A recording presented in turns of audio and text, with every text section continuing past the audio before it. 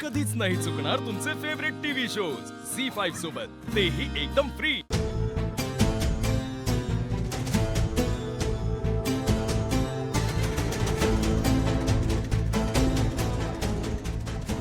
Mamma,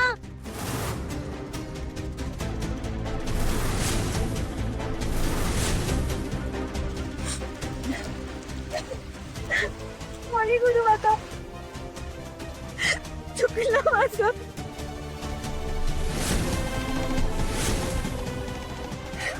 तुमच्या जेवणात मीच लसूण घातलं होतं, मला माफ करा, खरंच सॉरी।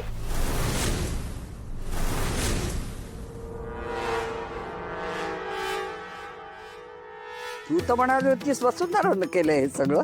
नाही नाही नाही, तिने नाही केलंय, सगळं मीच केलंय।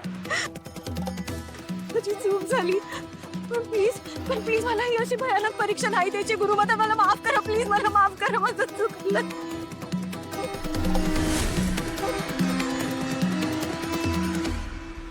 वसुंधरा, हळूहळू डोळे उघड बाळा.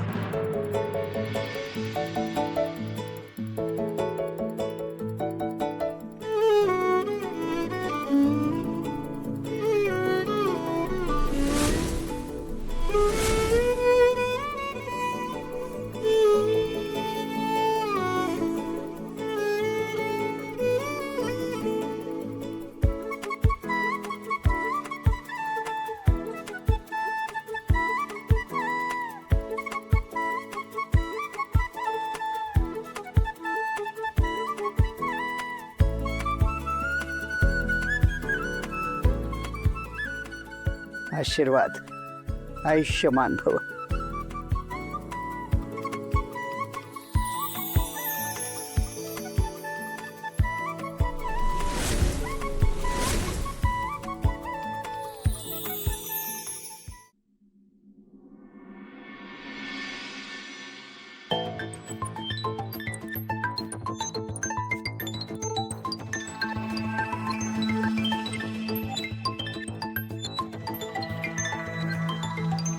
अभिनंदन, तू परीक्षेत उत्तीर्ण झालीस.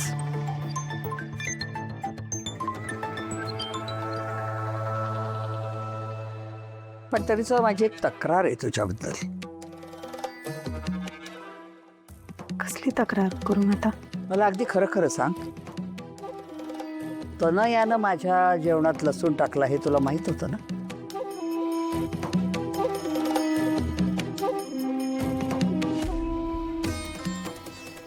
हो, म्हणजे अंदाज होता मला. बोलली का नाहीस? हा अगं, तिची चूक तू तुझ्या अंगावर का घेतलीस? कारण मी पण चुकलेच होते ना. तुमच्यासाठी सगळा स्वयंपाक करण्याची जबाबदारी माझी होती. भाजीवर लक्ष ठेवण्याचं कामही माझं होतं. मी कसूर केली. शिवाय घरातल्या धाकट्या सोन्याची चूक पदराआड घेणं मोठ्या सोन्याचं कर्तव्यच असतं ना. म्हणून परीक्षा द्यायला तयार झाले आणि मी चूक अंगावर घेतली.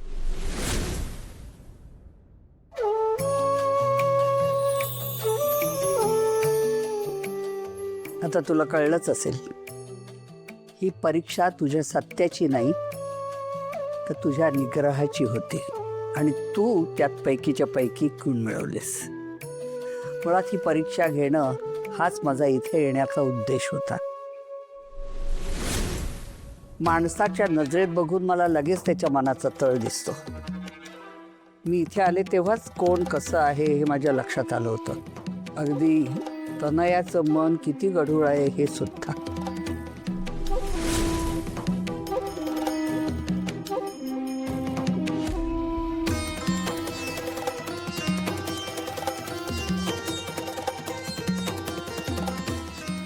तुला काय वाटलं ग जयश्री? हा, तू एखाद्या वाघिणी समोर बकरी टाकल्यासारखी वसुंधरेला माझ्या समोर फेकील आणि मी तिच्यावर खोपेन?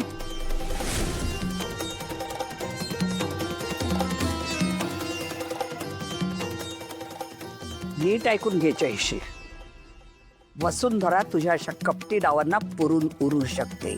कारण तिच्या मनात संदेह नाही, कपट नाही, तर सत्य आहे, संयम आहे, निग्रह आहे आणि सगळ्यात महत्वाचं म्हणजे प्रेम आहे.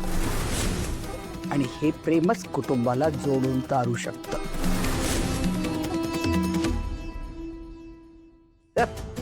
जयश्री, तू चांगली सून तर कधीच होऊ शकली नाहीस आणि आज सासू म्हणून सुद्धा नापास झाली.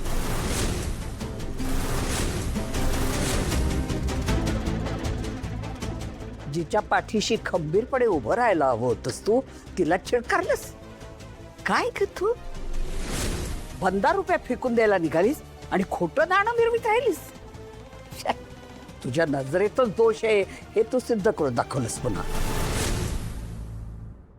जयश्री, वसुंधरेला कमी लेखू नकोस.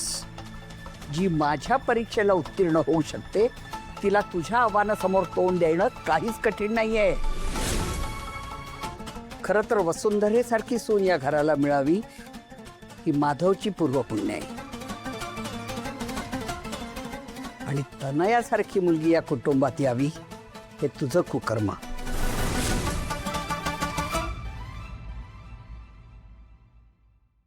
आता देवच जाणे पुढे काय वाढून ठेवलंय ते.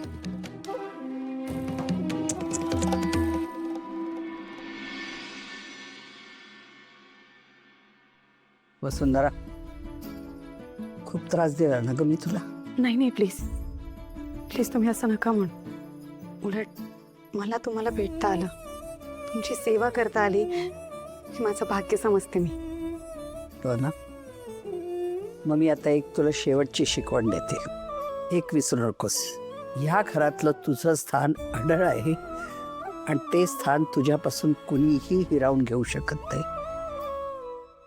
कुणालाही घाबरायचं नाही, कुणासमोरही झुकायचं नाही. आजपर्यंत कुटुंबासाठी जशी झटत राहिलीस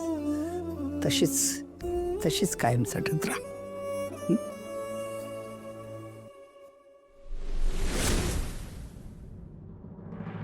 मला आकाशचा खूप अभिमान वाटतो. त्याची साथ, सोबत, संगत कायम तुझ्या पाठीशी होती, आहे आणि तशीच राहील याची मला खात्री आहे. होय ना आकाश? परमेश्वर तुम्हाला बळ देईल, ताकद देईल आणि माझे आशीर्वाद तुमच्या कायम पाठीशी असतील. पाया पडतो. आयुष्यमान भव. चला, प्रस्थानाची तयारी करा. माझं इथलं कार्य संपलं.